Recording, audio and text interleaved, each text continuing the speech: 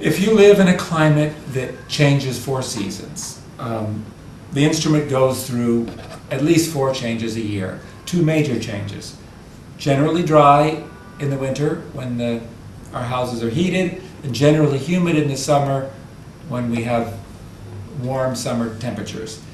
If you live in a climate that's generally the same year-round, you don't have those kind of changes. If you live in a very dry place like Arizona or Los Angeles or Denver, you're pretty much one season in terms of the instrument year-round.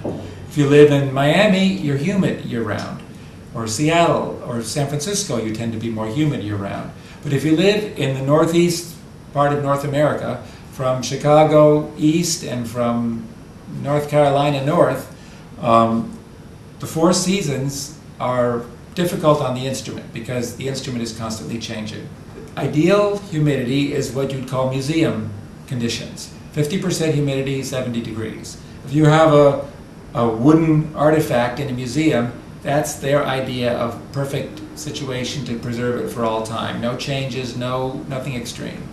Our lives obviously are not in a museum. It's a good idea to try to control the humidity a little bit in the environment of your instrument. You can use one of these humidity devices in the case.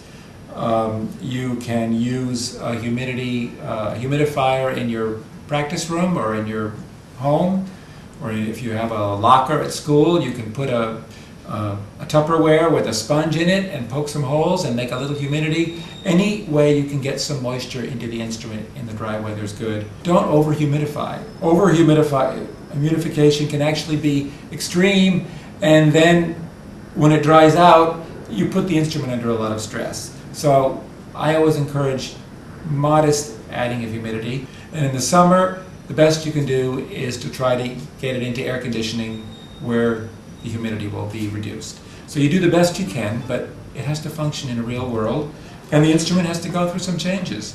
And instruments do go through the changes remarkably well.